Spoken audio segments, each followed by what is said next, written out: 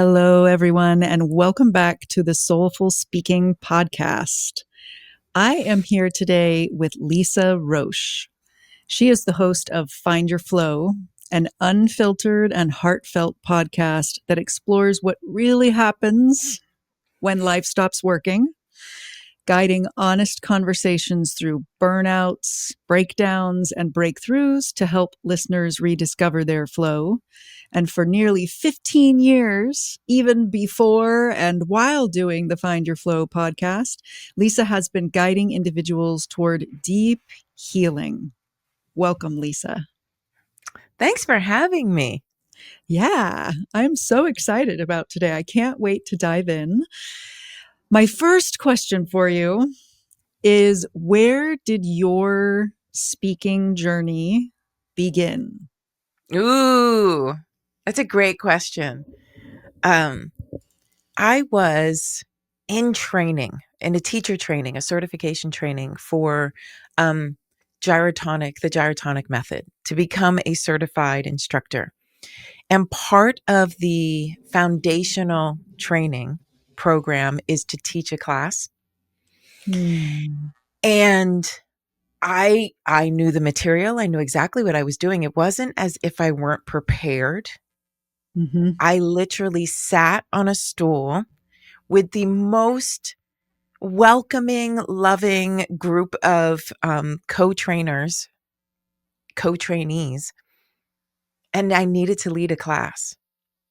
And I had written it out. I knew exactly how it was going to flow. I knew exactly what every minute was going to entail.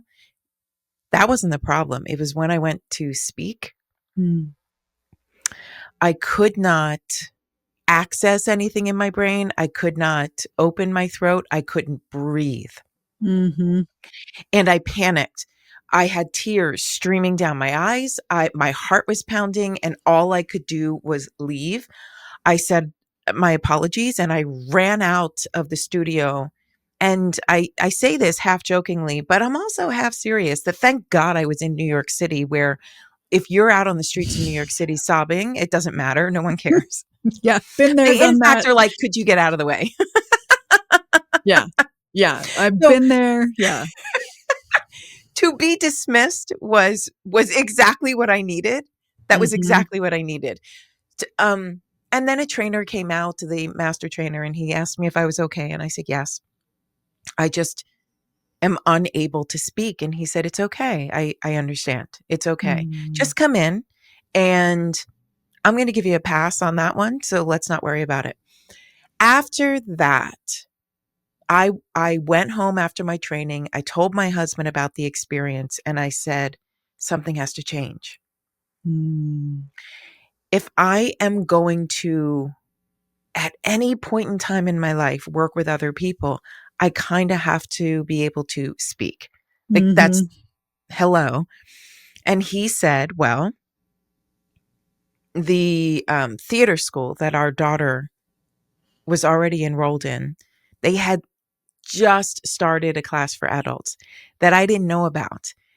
But my husband said, HTAC, they just started a class, just got an email about it for adults. What do you say we do that?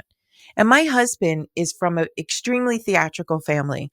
They're actors, they're debate leaders, they speak all the time, orators. It's lovely.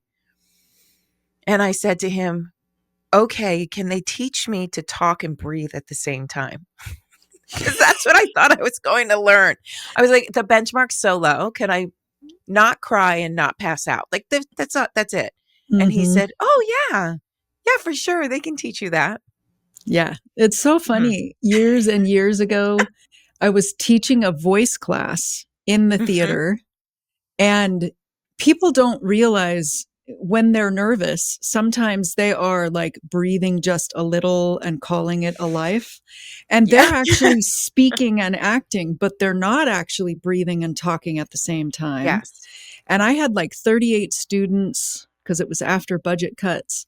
And I remember one of them had been looking at other people going among the 38 people and like, what is wrong with them? Like she thought she had it. And then she got up there and went to actually, I had like this feel people's ribs chain of like 38 people going around the room, and then each person would move to the front. And when she was at the front, Brilliant. she looked at me and she was like, Lauri, I've forgotten how to breathe. Uh-huh. There it is. And then she remembered how to breathe and make sound. And that's when whatever it is that you're feeling comes back up, which, Oh, the yes, it does. end destination is it's coming up and it's infusing your acting or your speaking with Sure. life. Yeah. Sure. So what happened when you ended up in your theater class? So I showed up for my theater class, and all we had to do was stand in front of this beautiful group of people with a fabulous instructor, say our name and why we were there. That's it. I stood there, I looked at the entire class, and I couldn't remember my name. I couldn't speak it. And when I opened my mouth, it was just bawling, Mm. bawling. I could get maybe the sentiment of a sound on the breath coming out in the midst of a sob. That was Mm-hmm. it. Mm-hmm. Now, at the time, I thought performance anxiety, I don't want to be around these people, which, listen, in retrospect, made no sense because by that point in my life, I had played cello in an orchestra. I played at Carnegie Hall. I've been on stages. Like, it should not have been a big deal. But to use this instrument, to use my body, to use my soul, and to open myself up to that level of vulnerability, petrifying.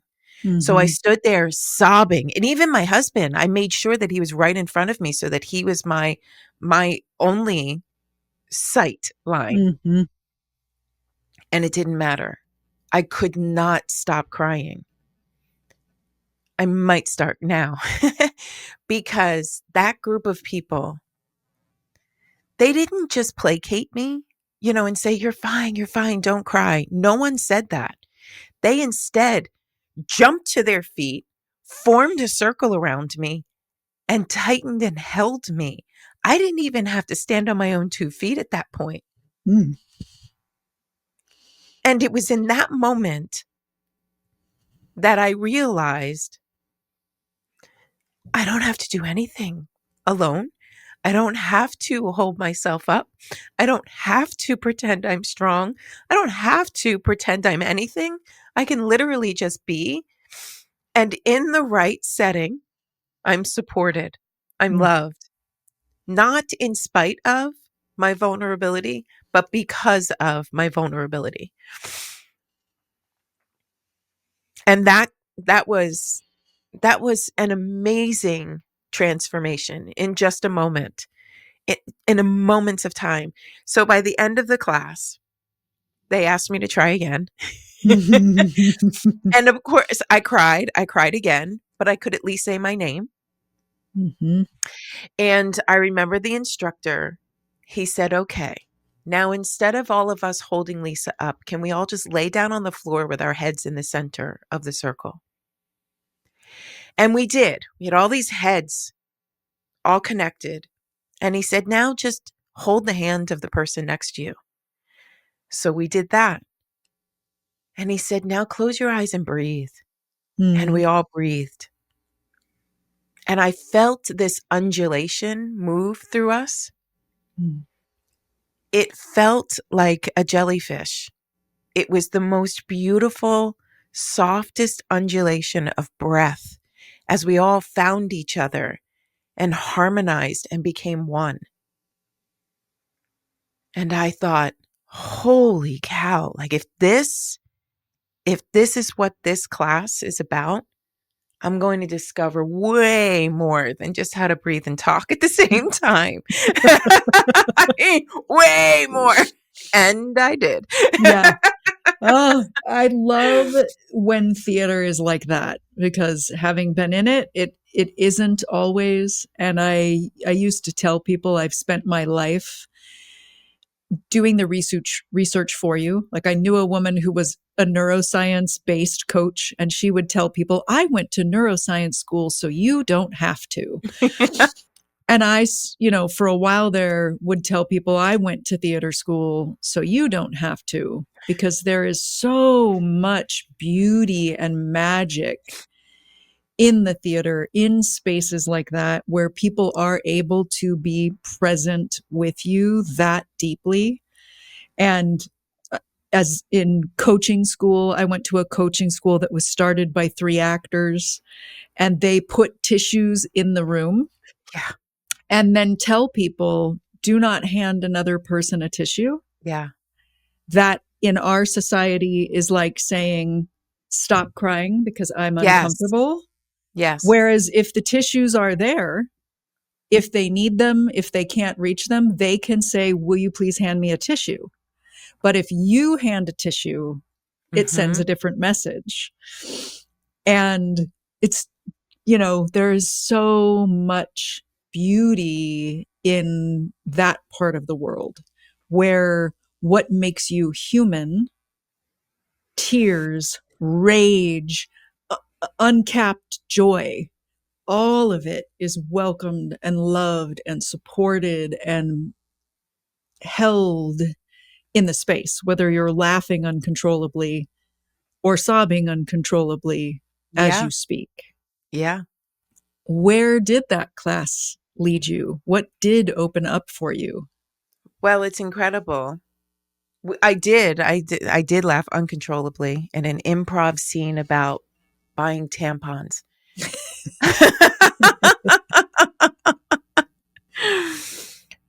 But after nearly 3 years in that class and building community and experiences and really challenging myself to not just push the boundaries of my comfort, but to really expand them, Mm-hmm. showed me that I not so much was capable of more, but deserving of more. Mm-hmm. So my sense of worth and value, not just to those around me, but to me, who I am and how I exist in my world and get to then radiate outwards. Mm-hmm. Everything about that changed. Everything. How Mm-hmm. I communicate.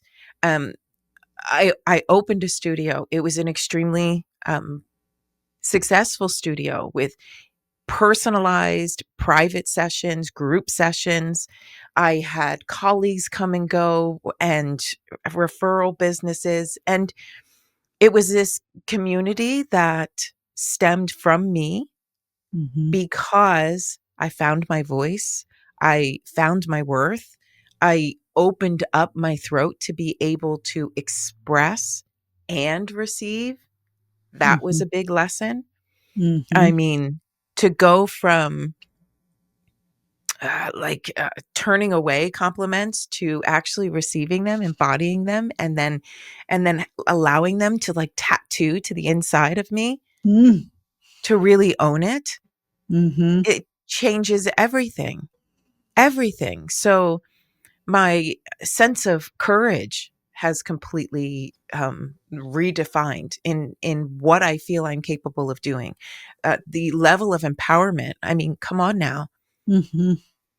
I realized all the years I played cello, I realized, oh, well, that was a nice shield, wasn't it? It completely covers your entire body, right? Even lays against your chest and you hold it with your legs. So all of your stress and strain wraps around an instrument and literally goes into the bone of the spine of that instrument. It takes Mm-hmm. all of your energy on. Mm-hmm. So to lay it bare, to stand on a stage, because we always had to do a showcase at the end of every term, Mm-hmm.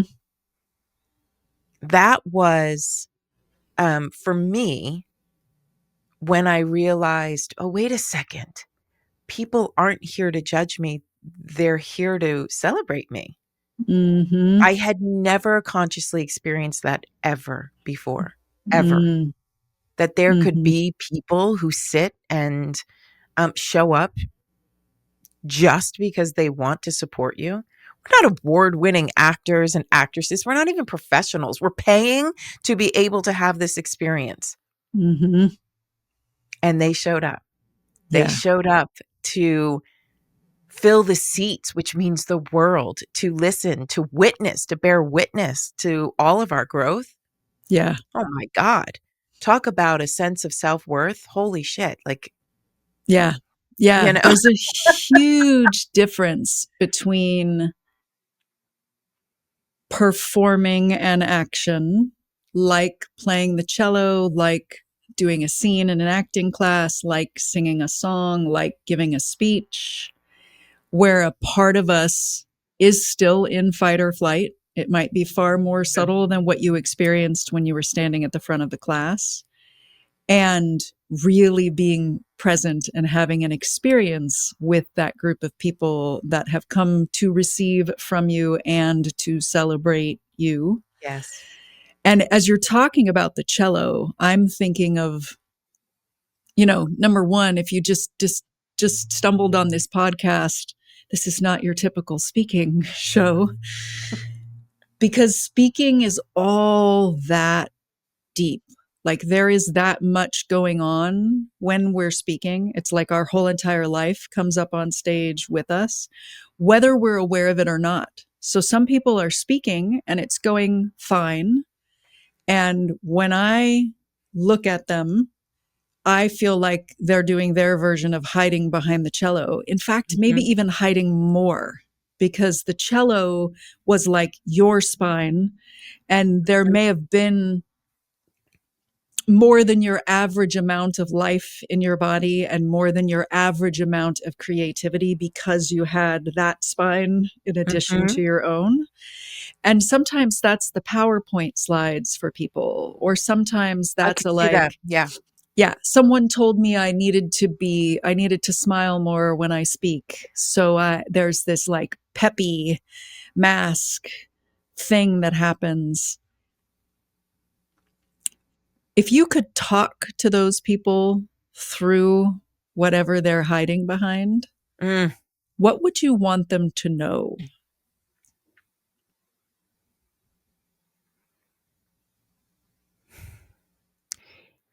If you're able to drop down, drop down right between your heart and your solar plexus is this sweet spot of like a soul connection there.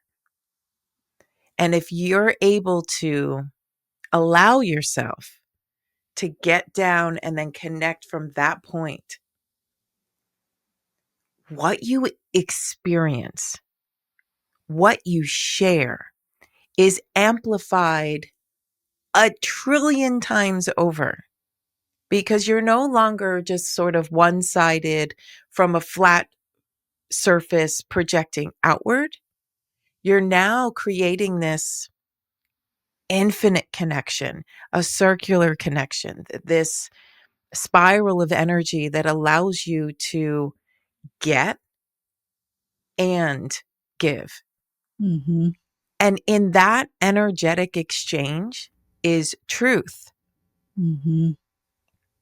And in that truth, oh my God, you'll never be safer, Mm-hmm. ever.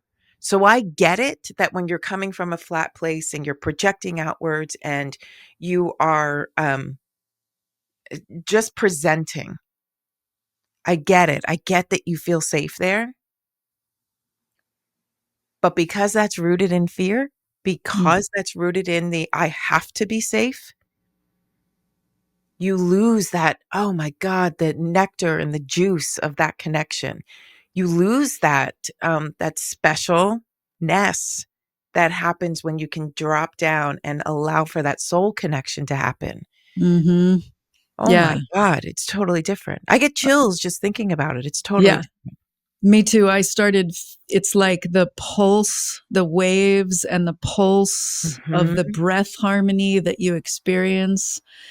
It's like that speaking from there, even if you're recording a podcast episode by yourself, if you're Yeah. speaking from there, you're still in that harmony where you are one Yes. and a part of the whole at the same time. Yeah. And I love that you called it harmony because there's a harmonic that needs to happen. You're not taking two aspects and balancing them. You're not taking you and your audience and balancing them. You're creating a harmonic. Oh my God. And in there is this rhythm, these ups and downs, and a syncopation that can only happen when you're truly allowing yourself to connect and receive and listen and tune all at the exact same time. It's Yeah. amazing. For the non-musicians out there, it's beautiful, and I want to say what I took from that is a balance would be we both play the same note. We are Yes, agreeing, and if I were to make it like what's going on in the world today, we are agreeing with each other and yes, saying the same things.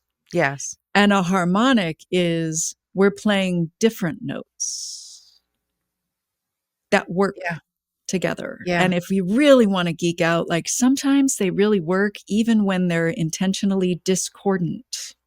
My head is starting to itch. I'm like, yeah, because someone could be flat while the other is sharp, and somehow in the middle, you get this beautiful sound. It's Yeah. amazing. Yeah, and for those who are not musicians, it would be the same as saying, you have an opinion, and I restate your opinion, and we come into agreement, and we go, isn't that a lovely conversation? But Mhm. nowhere in there was this is my why, and this is where I stand, and this is what I believe and hold to be true. What do you believe and hold to be true? And maybe it's different from mine. And where can we find um, that balance in a different way? Where can we find that um, agreement in a totally different way? Mhm. Where can I pick out one word that I go, that speaks to me? Mhm. Yeah, can we maybe zoom in on that one and speak to that? Mhm. Instead of this, well, because we're not in agreement, we can no longer have a conversation, Yeah. you know? Yeah. Beautiful. Oh, okay. So you opened a studio, I did.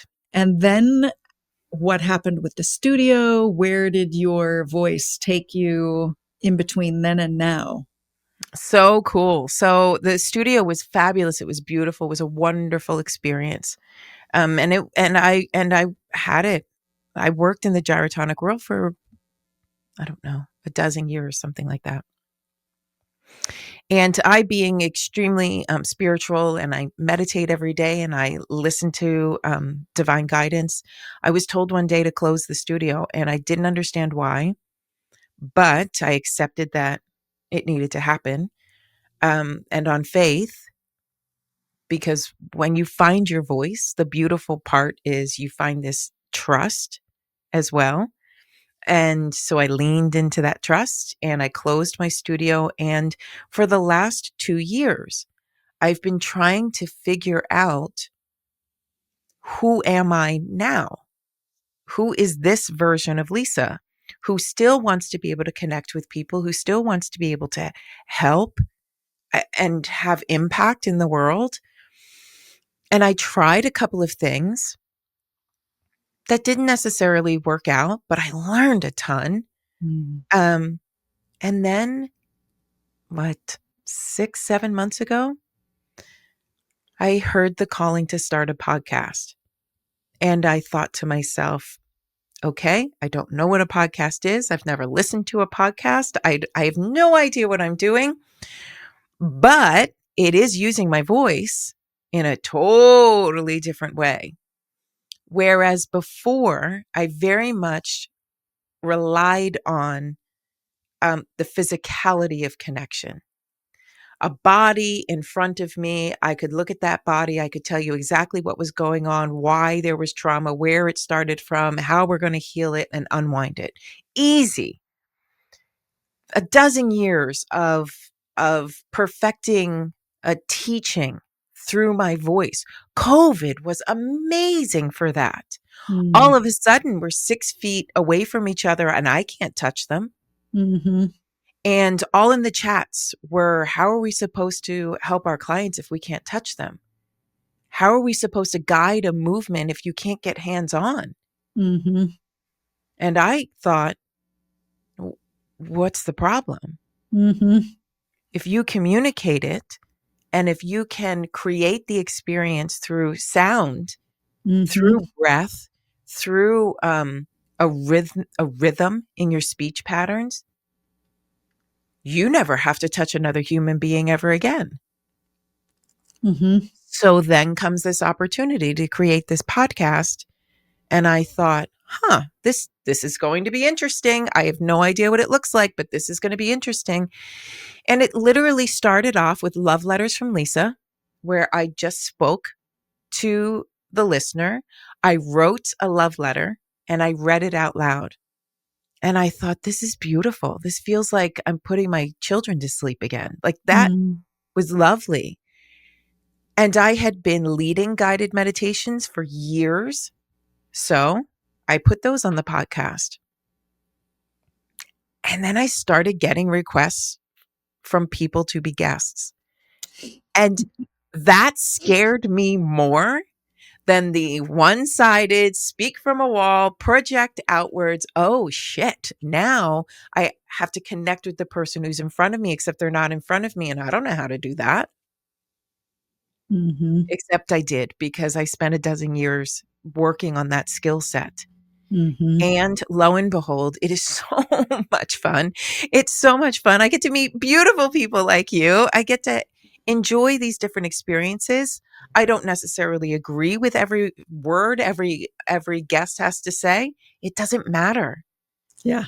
It doesn't matter because I'm getting to experience them in Mm-hmm. this perfect moment of who they are right then and there. And I think that comes across. Having been there and listened, I would say it does. And it's that harmony again in action where you don't agree with every single word that comes out of the guest's mouth. And it's not about that. Right. It's about creating something with your voices together. Yes, exactly. And Yeah. what I will say is feedback from guests overwhelmingly tell me they're so appreciative to have been welcomed, to have been heard, Mm. to have been seen. And for me, that's everything. Mm-hmm. Because then that means the listener gets to show up to that episode and it's as if they were sitting here with us, Mm-hmm. where they are welcomed, they are seen, they are heard. And it doesn't matter who you are, where you are in your life, where you are in your journey, you're validated. Mm-hmm. And to me, like that's the best gift I could ever receive. So that's thrilling. It's thrilling that that's a gift that I get to give as well. Yeah, it reminds me of the acting class. It's like a virtual version of the acting class where you're holding the listeners and you are holding the guest and the listeners are like the other people in the class, energetically circling and also being a part of, because, when you've taken group classes like that, there's a way that sometimes someone is the one on the stage, yet 6 other people in the room are also receiving the transformation, a touch of the transformation, the healing, the inspiration that's happening for the one who's up on the stage For sure. that day. Yeah, Yeah. it's like being able to I don't know, sort of experience your own mini transformation through someone else's experience. That's Mm-hmm. that's how I learned growing up. Like I learned what not to do because other people got in trouble and I was like, maybe I shouldn't do that. Right. Or Mm-hmm. you see somebody, somebody does something successful and you're like, okay, maybe I'll try it that way instead. Mm-hmm. And that was like the underlying goal for the podcast was to be able to offer this buffet of options wherever you are, whatever works for you. By all means, come on over, come to the buffet, try something, see if this works for you. If it does, great. If it doesn't, bring it back, put it back down, try something else. There's zero judgment. Mm-hmm. What supports you, what helps you, because at the end of the day, I truly truly believe when every single person finds their voice, is able to speak from a place of such confident vulnerability, meaning you're able to speak your truth without judgment. Mm-hmm. And when you're able to do that, you don't receive judgment either, Mm-hmm. because it doesn't matter what anybody else says. Mm-hmm. Because you're coming from a place where you understand I have value. And if I understand that and accept it so deeply, if my voice deserves to be heard, and I do so in love, without Mm-hmm. judgment, with only acceptance, that doesn't mean agreed, but acceptance, then you too deserve to be valued, deserve to be loved, deserve to speak, deserve to be your radiation of truth without judgment. Mm-hmm. And there's that equality. Mm-hmm. There's that relationship built on you're worth every bit as much as I am. Yeah. And I am worth every bit as much as you. Yeah. And then the world changes. Yeah. My mind just went to so many different places. This is one of those moments where I 1000% agree with you. I feel like humanity is an orchestra of voices. And when Mhm. we're all playing full out, and what you just described is what full out means, drums being drums, violins being violins. When humanity is speaking from that place of full expression, not agreement, that's when we will get to global harmony. Agreed. Yeah. And I've had someone in my world in the last several months looking for healing that the rest of us in this person's world could not provide. Like the wound is so deep. Yeah. And I, I'm in a lot of spiritual circles too, where um, people would say, like, you know, something would happen and I would grow and get stronger because of it. And people would say, aren't you thankful that that happened? Mm. And I would be like, this time I have to tell you, it's been one of the most challenging experiences of my entire life. Because when two forces come together like that, and Mhm. one is craving this healing that no other human on the planet can provide for them, it triggered all kinds of stuff in me, Sure. like people pleasing, which I thought I didn't do. And it was like, in that circumstance, I was doing it. Yeah. Yeah. And I got so much stronger from the experience and so much clearer that I am honestly grateful for one of the most challenging experiences of my entire life because of how much stronger, For sure. and stronger meaning boundaries, like the clarity of, well, there's no reason to people please because it doesn't matter where I step. I cannot heal this for this other person.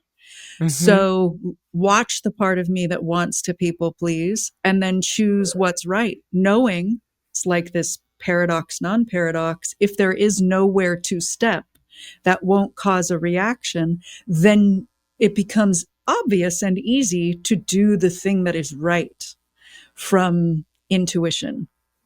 Yeah, absolutely. And that, it's not, we're not saying it's going to be a comfortable road for all of us to get to this global harmony. The opposite, actually. The opposite, just like if which I am, there's weights on the floor right next to me, um, lifting a weight. My bicep feels stuff. My legs Absolutely. feel things when I lift the weight. And then I also feel the like, wow, when I go to carry a suitcase up a flight of Yes. stairs, I am so much stronger. Yes. Yeah. Yeah. I mean, when you think about you're a nature spirit, a tree can only grow as strong as it needs to be because the wind whips it around. Yeah. We as humans grow through contrast. Mm-hmm. And while I'm really sorry that's a sucky human experience, it is a rule of nature Mm-hmm. that things grow through contrast and they grow stronger when they have to grow against another force, Mm-hmm. Yeah. right? A tree's roots are only as well, for most trees, are only as deep as they are tall. Mm-hmm. The only tree that doesn't live by that rule is the redwood. Mm. The giants, the great giants, Yeah. because their root system grows into the root system of the tree next to it. Mm-hmm. So you Mm-hmm. have a network of roots that hold all of these massive trees up. Tallest trees, tallest Yeah. trees. Why? How? Because they're connected through community. Yeah. Whew. I could talk to you forever. Amen, sister. Me too. I have a feeling we will have more conversations over lifetimes. I hope so. I always love to ask, this will all be in the show notes if you're driving a car, and sometimes people like to hear aloud. Hmm. Where can people find you Oh, you mentioned buffet. There's the buffet on the come to the podcast. buffet. Yeah. How can they find the buffet? Well, you can go to nagarelife.com, Nagare life.com. Nagare is Japanese for the flow of water. Mm. So if you go to nagarelife.com, that takes you actually directly to my link tree, to the buffet that is my life and my existence. There you will find links to everything, to Find Your Flow, to the podcast. It's available on wherever you get your podcasts.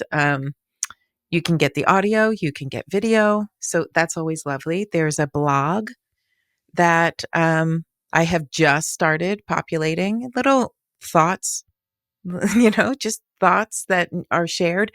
And I believe that that will mostly be meditations to give Mm. some place for people to go and sit in reflection.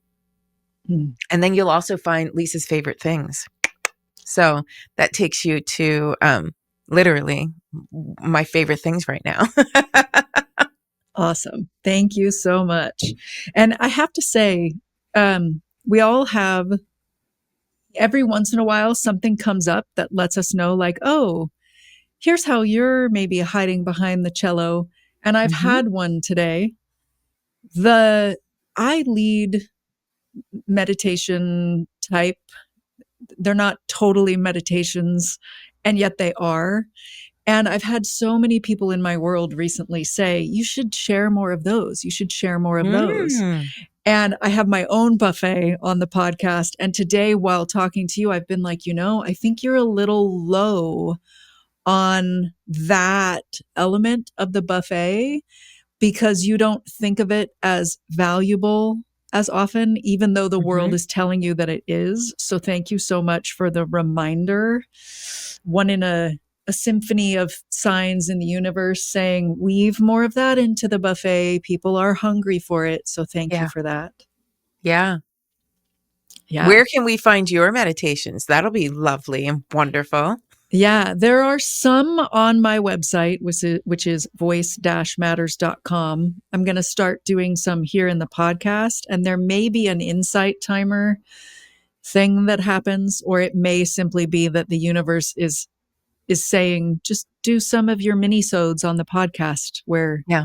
you How give about that you go to people. live right now? Ah! Just saying, that would be nice. I have an appointment after this, and I take your meaning. I do take your meaning. Okay, let's slide into the Pivo pivot. Okay, let's Lisa, go. what is your favorite word? Oh, shit.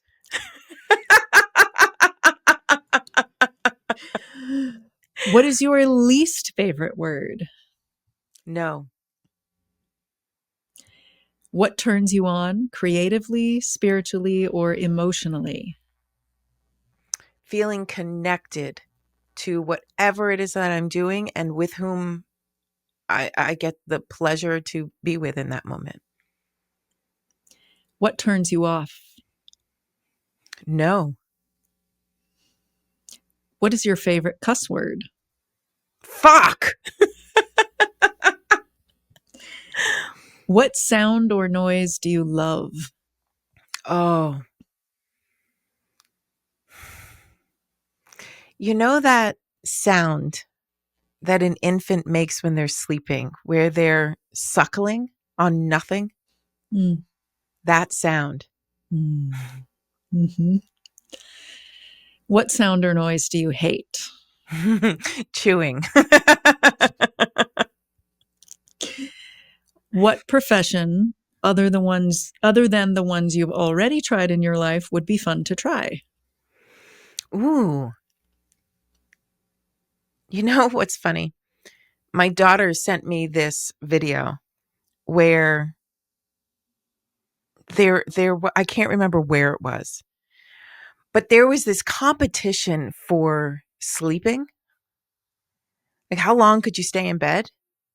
I really feel like I could be a champion at that.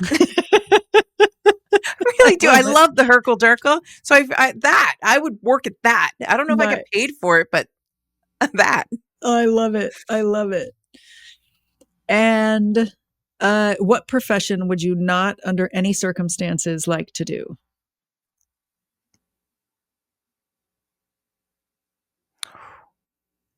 I would never be in a profession where I have to take a life, demean, or discredit anyone for a living. Hmm. And Lisa, what do you hope people say about you on your 100th birthday? Oh, that she lived a life that was good.